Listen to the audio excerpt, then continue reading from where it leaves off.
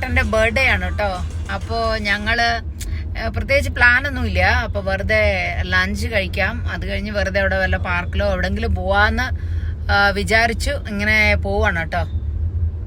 അപ്പോൾ ഇനി റെസ്റ്റോറൻറ്റിൽ എത്തിയിട്ട് അവിടുത്തെ വിശേഷങ്ങൾ കാണിച്ചു തരാം. അങ്ങനെ ഞങ്ങൾ പഞ്ചരസയിലെത്തി കേട്ടോ. ഇൻസ്റ്റാഗ്രാമിലെ റീൽസുകൾ കണ്ടിട്ട് ഒന്ന് ട്രൈ ചെയ്യാം. ആംബിയൻസ് എനിക്ക് ഭയങ്കര ഇഷ്ടമായിട്ടുണ്ടായിരുന്നു. അപ്പോൾ ഒന്ന് ട്രൈ ചെയ്യാൻ പറഞ്ഞിട്ടാണ് ഞങ്ങൾ അവിടെ എത്തിയത്. അപ്പോൾ അവിടുത്തെ സ്പെഷ്യാലിറ്റി എന്ന് പറയുന്നത് സീറ്റ്സ് ഒക്കെ സ്വിങ് സീറ്റ്സ് ആണ്. കണ്ടില്ലേ, നല്ല ഭംഗിയായിട്ടുണ്ടാവും കാണാൻ. പക്ഷേ നമ്മൾക്ക് ആ നോർമൽ ചെയറിലിരുന്ന് കഴിക്കുന്ന ആ കംഫർട്ട് ആ സ്വിങ്ങിലിരുന്ന് കഴിക്കുമ്പോൾ ഉണ്ടാവില്ല കേട്ടോ. എൻ്റെ മകളാണെങ്കിൽ അതിലിങ്ങനെ ആടിക്കൊണ്ടേ ഇരിക്കുന്നുണ്ടായിരുന്നു. അപ്പോൾ അതിനിടയിൽ വെറുതെ വീഡിയോസ് എടുത്ത് കളിക്കണ്ടായിരുന്നു കേട്ടോ. എന്തായാലും യൂട്യൂബിലേക്കോ അല്ലെങ്കിൽ ഇൻസ്റ്റാഗ്രാമിലേക്കോ ഒക്കെ യൂസ്ഫുൾ ആവും പറഞ്ഞിട്ട് കുറച്ച് വീഡിയോസൊക്കെ എടുക്കുന്നുണ്ടായിരുന്നു.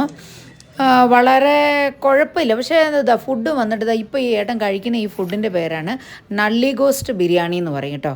നള്ളി ഗോസ്റ്റ് എന്ന് പറഞ്ഞു കഴിഞ്ഞാൽ അത് മട്ടൺ ബിരിയാണിയാണ്. പക്ഷേ നമ്മുടെ ആടിൻ്റെ ഏതോ ഒരു പാട്ടാണിതാ, അതിൻ്റെ ആ എല്ലാണത് കേട്ടോ. അതിൻ്റെ ഉള്ളിൽ വെച്ചിട്ടിങ്ങനെ എന്നും പറഞ്ഞ് വലിച്ച് ചീമ്പിയൊക്കെ കുടിക്കില്ലേ, എനിക്കിഷ്ടമല്ല, ഞാൻ കഴിച്ചില്ല. പിന്നെ എന്താ എടുത്തു പറയേണ്ട കാര്യം എന്ന് വെച്ചാൽ ഫുഡ് ഒന്നുമേ നന്നായിട്ടില്ലായിരുന്നു കേട്ടോ. ഒരു ടേസ്റ്റും ഉണ്ടായിരുന്നില്ല. പക്ഷേ എനിക്കിങ്ങനെ ഇടയ്ക്കിടയ്ക്ക് ഇങ്ങനെ ഉണ്ടാവും ഡിഫറെൻറ്റ് ആംബിയൻസിൽ പോയിരുന്നിട്ട് ജസ്റ്റ് അതൊന്ന് എക്സ്പ്ലോർ ചെയ്യണം, അത്ര മാത്രമേ ഉള്ളൂ. അല്ലാണ്ട് ഫുഡ് ഞാൻ അത്ര ഇമ്പോർട്ടൻസ് കൊടുക്കാറില്ല. പിന്നെ ഏതോ കോഴി പുലാവായിരുന്നു, അത് നമ്മുടെ കോഴി പുലാവായിരുന്നു ഓർഡർ ചെയ്തിരുന്നത്, ചിക്കൻ പുലാവ്. അതും അത്രയൊന്നും ടേസ്റ്റി ആയിട്ടുണ്ടായിരുന്നില്ല. ഞാൻ പിന്നെ എല്ലാം കഴിച്ചു എന്നിങ്ങനെ കുറച്ച് വരുത്തിയതേ ഉള്ളൂ കേട്ടോ. ലൈം ജ്യൂസ് ഓക്കെ, പക്ഷേ ഇങ്ങനെ ആട്ടിക്കൊണ്ടേ ഇരുന്ന് കുടിക്കാനായിട്ട് എത്ര രസമായിട്ടുണ്ടായിരുന്നറിയോ. ഞാൻ നന്നായി ഇങ്ങനെ ആട്ടിക്കൊണ്ടേ ഇരിക്കുന്നു, കുടിക്കുന്നു. അത് ലൈം ജ്യൂസ് ആയിരുന്നു കേട്ടോ. അത്രയൊന്നും രസവും ടേസ്റ്റോ ഒന്നും ഉണ്ടായിരുന്നില്ല. ഇങ്ങനെ കുടിച്ചുകൊണ്ടിരിക്കുന്നുണ്ടായിരുന്നു. എൻ്റെ മുഖത്തെ ഗോഷ്ടികളൊന്നും ആരും ശ്രദ്ധിക്കണ്ട കേട്ടോ.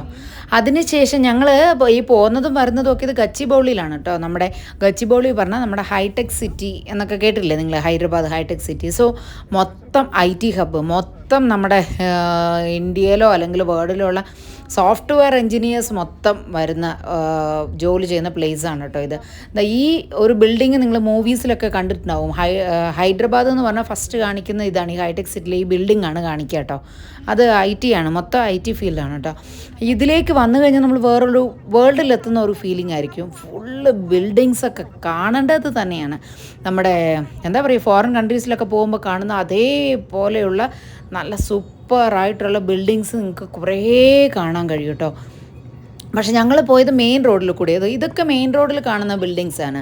ഇതിൽ തന്നെ നമ്മൾ ഉള്ളിലേക്ക് കയറി കഴിഞ്ഞ് കഴിഞ്ഞാൽ വേറൊരു വേൾഡിലേക്കേ എത്താൻ പറ്റും. വേറെ നിറയെ ബിൽഡിങ്സ് ഉണ്ട്. ഇനി നമ്മൾ ഉള്ളിലുള്ള റോഡുകളിലേക്ക് പോയി കഴിഞ്ഞ് കഴിഞ്ഞാൽ നമ്മൾ ഓൺലി മെയിൻ റോഡിൽ കൂടെ മാത്രമാണ് പാസ് ചെയ്ത് പോയിക്കൊണ്ടിരിക്കുന്നത്. കണ്ടില്ലേ ബിൽഡിങ്സൊക്കെ, എത്ര വലിയ വലിയ വലിയ ബിൽഡിങ്സുകളാണ്. എന്താ പറയുക, ഈ ഒരുപാട് നമ്മുടെ ടെക്നോ പാർക്ക്, ഇൻഫോ പാർക്ക് എന്നൊക്കെ പറയുന്ന പോലെ ഹൈദരാബാദിലെ പ്ലേസാണ് ഇത്. IT സോഫ്റ്റ്വെയർ വന്നിട്ട് ഇവിടെയാണ് ഓൾമോസ്റ്റ് എല്ലാം ഉണ്ടാവുക. ഞങ്ങളിങ്ങനെ വെറുതെ എന്താ പറയുക, വെറുതെ ഏട്ടൻ്റെ ബർത്ത്ഡേ അല്ലേ, അപ്പോൾ അങ്ങനെ ഒന്ന് കറങ്ങി ചുറ്റാമെന്ന് പറഞ്ഞിട്ട് ഇറങ്ങിയതാണ്. അപ്പോൾ ശരി, ബിൽഡിങ്സിൻ്റെയൊക്കെ ഒരു വീഡിയോ എടുക്കാം, അപ്പോൾ നിങ്ങൾക്കൊക്കെ കാണാമല്ലോ. ഇപ്പോൾ ഈയിടെ പ്രേമലു മൂവി ഇറങ്ങിയിട്ടുണ്ടായിരുന്നല്ലോ, ഹൈദരാബാദിലായിരുന്നല്ലോ ഷൂട്ട് ചെയ്തത്.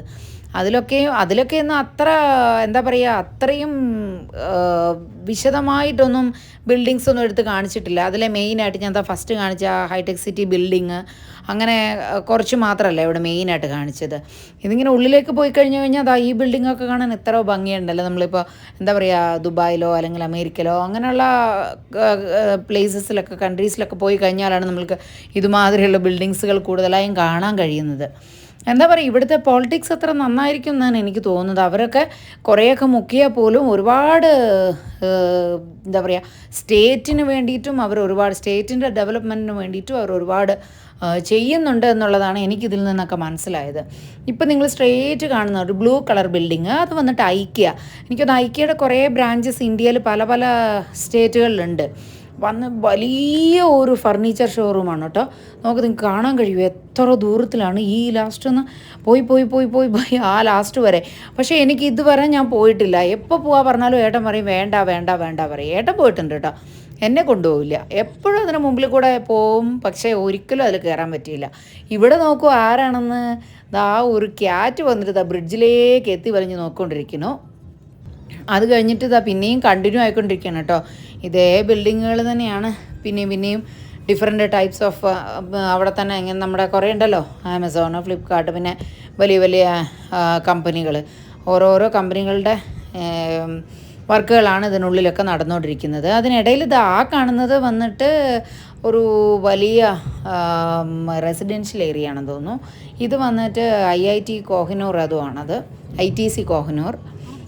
ഇത് ഒരു ഷിപ്പിൻ്റെ മോഡലിലോ എന്തോ ഉള്ളൊരു ബിൽഡിംഗ് ആണെന്ന് തോന്നുന്നു കേട്ടോ. ഇങ്ങനെ കാഴ്ചകൾ കണ്ട് ഞങ്ങളിങ്ങനെ എപ്പോഴും കാണുന്നത് തന്നെ, നമുക്ക് പുതിയതൊന്നുമല്ല. ഇത് വന്നിട്ട് ദുർഗം ചെറുവ് എന്ന് പറയും. ഇവിടുത്തെ കേബിൾ ബ്രിഡ്ജാണിത്, കേബിൾ ബ്രിഡ്ജ്. ഇത് രാത്രി ആയിക്കഴിഞ്ഞാലാണ് സൂപ്പർബായിട്ടുണ്ടാവും. നമ്മുടെ നാഷണൽ ഫ്ലാഗിൻ്റെ മൊത്തം എന്താ പറയുക, ലൈറ്റ് ഷോ ഇല്ലേ, ലൈറ്റ് ഷോ മാതിരി ഉണ്ടോ ഈ കേബിളിൽ ഫുള്ള്. ഇതിൻ്റെ തൊട്ടടുത്ത് തന്നെ ഒരു ഇതാണ് ലേക്കുണ്ട്. ആ ലേക്കിൻ്റെ അടുത്ത് പാർക്കൊക്കെ ഉണ്ട്. അവിടെ ഞങ്ങൾ പോയിട്ടുണ്ട്. ഈവനിങ് ടൈമിൽ പോയാൽ നല്ല ഭംഗിയായിരിക്കും കാണുവാനായിട്ട്. പിന്നെ നമ്മൾ അവിടെ നിന്നൊക്കെ കടന്നു വന്നിട്ട് നെക്ലേസ് റോഡ് എന്ന് പറയുന്ന ഒരു പ്ലേസ്, അവിടെ എത്തിക്കഴിഞ്ഞു കേട്ടോ. അവിടെയാണ് അംബേദ്കറുടെ സ്റ്റാച്യു. ഇത് എത്രയാണോ 100 above feet ഉണ്ടെന്ന് തോന്നുന്നു കേട്ടോ. ഇവിടെ ഇന്ത്യയിലെ തന്നെ ഏറ്റവും വലിയ അംബേദ്കർ സ്റ്റാച്യു ആണിതെന്ന് തോന്നുന്നു. ഇതിൻ്റെ ഉള്ളിൽ നമുക്ക് കയറാൻ പറ്റും, പക്ഷേ എപ്പോഴും ഇതിന് മുമ്പിൽ കൂടെ പോകണതല്ലാണ്ട് അതിലേക്കും ഒന്നും പോകാനായിട്ട് ഇതുവരെ എനിക്ക് പറ്റിയില്ല. ഇത് വന്നിട്ട് നമ്മുടെ എന്താ പറയുക, സ്മാരകം പറയില്ലേ, ഈ ഇത് എന്താ പറയുക, രക്തസാക്ഷികളുടെ സ്മാരകമാണ്. അതിൽ താഴത്ത് കാണില്ലേ നിങ്ങൾ, അത് ഫുൾ ഗ്ലാസ് ആണ് കേട്ടോ. അത് നല്ല ഭംഗി എൻ്റെ അടുത്ത് നിന്ന് കാണാനായിട്ട്. ഇങ്ങനെ വണ്ടികളും റോഡെല്ലാം നല്ല ക്ലിയർ ആയിട്ട്, കണ്ണാടിയാണത്, മിററാണത്, അതിൽ കൂടെ നന്നായി കാണാൻ വഴി. ഇതിനുള്ളിൽ കൂടിയാണ് അതിലേക്ക് പോകുന്നത്. അതിനുള്ളിലും പോയിട്ടില്ല കേട്ടോ. എല്ലാം ഇങ്ങനെ വെളിയിൽ കൂടെ പോയി ഇങ്ങനെ കണ്ടുകൊണ്ടിരിക്കും, അത്ര തന്നെ. അത് എത്ര പ്രാവശ്യം എനിക്കറിയില്ല. ഇത് വന്നപ്പോൾ തൊട്ട് കുറേ 5-6 ടൈംസ് പോയിട്ടുണ്ട്, പക്ഷേ ഉള്ളിലേക്ക് പോകാനും കാണാനും കഴിഞ്ഞില്ല ഇതുവരെ. ഇവിടെ കാണുന്നത് ബിർള മന്ദിറാണ്. നമ്മുടെ അതെ ടാറ്റ ബിർള, ആ ബിർളയുടെ തന്നെ ഫുൾ മാർബിൾ കൊണ്ടുണ്ടാക്കിയ അമ്പലമാണ്. അവിടെയൊക്കെ ഒരുപാട് പ്രാവശ്യം പോയിട്ടുണ്ട്. ഇത് വന്നിട്ട് ഇവിടുത്തെ പുതിയ സെക്രട്ടേറിയറ്റ് ആണ്. ഇത് രാത്രിയിൽ ലൈറ്റ്സ് ഒക്കെ ഇട്ട് കഴിഞ്ഞ് കഴിഞ്ഞാൽ നമ്മുടെ മൈസൂർ പാലസ് പോലെ ഉണ്ടാവും. സോ ബ്യൂട്ടിഫുൾ ആയിട്ടുണ്ട് കാണാനായിട്ട്, ഭയങ്കര ബ്യൂട്ടിഫുൾ ആയിട്ടുണ്ട് കാണാനായിട്ട്. പക്ഷേ ഇത്ര ഹൈറ്റിൽ ഈ കമ്പികളുള്ളതുകൊണ്ട് നിങ്ങൾക്ക് കറക്റ്റായിട്ട് കാണാൻ കഴിയുന്നില്ല. പക്ഷേ അത് സൈഡിലെത്തുമ്പോഴേക്കും ആ സൈഡിൽ കൂടെ അതിൻ്റെ വ്യൂ കാണാം. അല്ലാണ്ട് നിങ്ങൾ ഓൾറെഡി വീഡിയോസിലോ റീൽസിലോ ഒക്കെ കണ്ടിട്ടുണ്ടാവും തോന്നുന്നു സെക്രട്ടേറിയറ്റിൻ്റെ. അത്ര ഭംഗിയായിട്ടുണ്ട് കാണാനായിട്ട്, നല്ല ബ്യൂട്ടിഫുൾ ആയിട്ടാണ് അത് പണിതിരിക്കുന്നത്. അതതിൻ്റെ എൻ്റെ തറ ഇതാ ഇപ്പം നിങ്ങൾക്ക് കാണാൻ കഴിയും. അപ്പോൾ വീഡിയോ എല്ലാവർക്കും ഹൈദരാബാദിലെ കാഴ്ചകൾ ഇഷ്ടപ്പെട്ടുവല്ലോ.